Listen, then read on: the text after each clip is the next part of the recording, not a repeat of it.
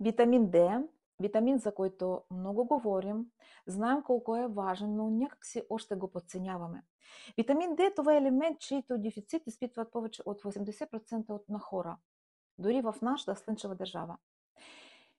Това не е просто витамин, това е ключът, който стартира работа на нашата генетика. Той регулира активността на хиляди гени. Нито една клетка не може да регенерира, да функционира, да се обновява, да стартира без витамин Д в достатъчно количество. Без него организм работи като, знаете, в авариен режим. Той се опитва просто да оцелее, а не да живее пълноценно. Ето защо хора, които изпитат дефицит на витамин Д, имат доста сериозни проблеми не само на физично, но и на емоционално ниво. Когато сте в дефицит, биохимия фундаментално се чупи в нашето тяло. Можете безкрайно да спазвате диети, но тегло ще стои на едно място или дори и се увеличава. Защото без нормално ниво на витамин Д се развива инсулина резистентност.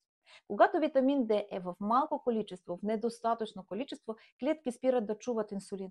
И тяло започва да трупа мазнини около талия, корема, дори ако почти нищо не ядем, ако ние спазваме някакви диети. Чувство за хронична умора, мъгла в главата, апатия. И това не е заради мързел.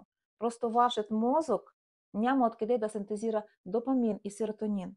Дълбокият дефицит на витамин Д е прав път към депресивни състояния, от които невъзможно да излезеш само с сила на воля или само с психолог, защото дефицит на витамин Д предизвиква тези състояния.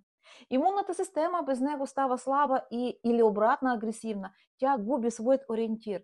Или пропуска вируси и боледувате от всеки дори течение някъде, или започва да унищожава собствените тъкани, атакувайки щитовидна жлеза или ставите. Автоимунни процеси често тръгват точно от дефицит на витамин Д. Репродуктивна система същото зависи от този витамин. Щитовидна жлеза не може да работи без витамин Д.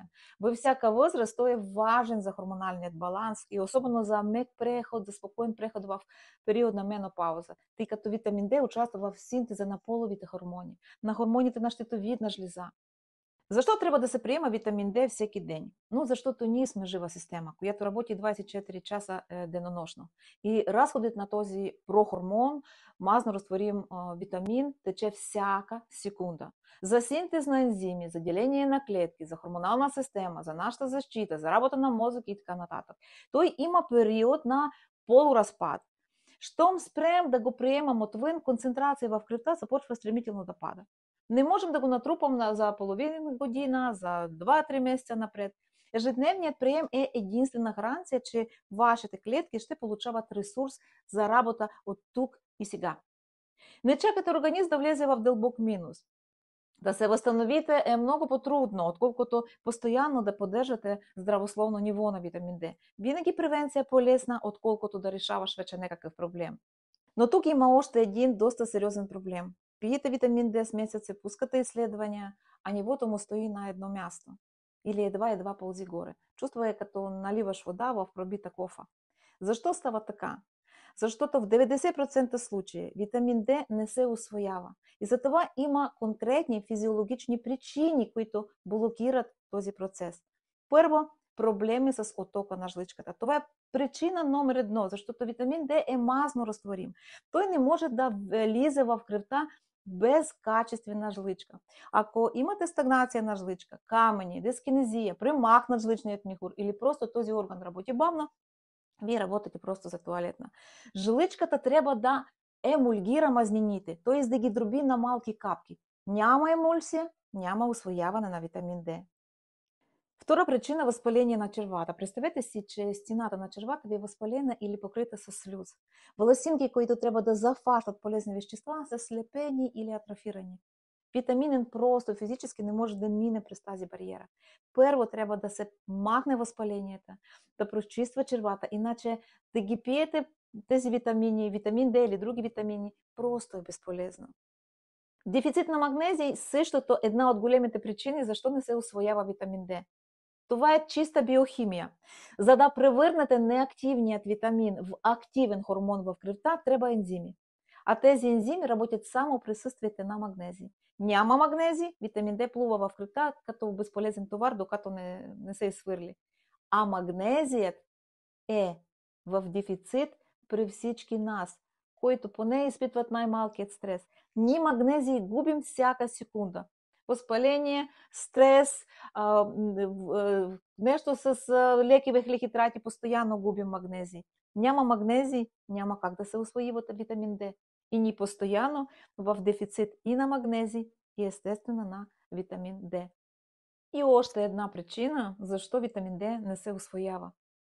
Това е излишното тегло, защото масната тъкан е депо. Тя алчно забира, краде витамин D и го заключва вътре в себе си. Колкото повече е излишното тегло, толкова по-високо трябва да буде доза на витамин D. Защото мазнините крадат вашият ресурс преди той да стигне до вашите органи, системи, които се нуждаят от витамин D. Така че не бързайте да вдигате доза на витамин D, а просто първо трябва да обърнете внимание на жличния ток, успокояване на черва, добавяте магнезий. Само така може да накарате този важен хормон да работи за вас, а не против вас. Може ли да решим този въпрос ефективно и безопасно? Да, може. Имам своят протокол как да възстановим стомашно-чревния тракт и как да помогнем на организма да усвоява на 100% и витамин D, и магнезий. Така че ако ви е интересно как можете да набавите витамин D и възстановите стомашно-чревния тракт, напишете ми налично, ще ви изпратя своят протокол, своите продукти, с които работя, информация, която ще ви помогне за възстановяване не само на ниво на витамин D, но и възстановяване на стомашно-чревния тракт, жлъчка, черен дроб и червата.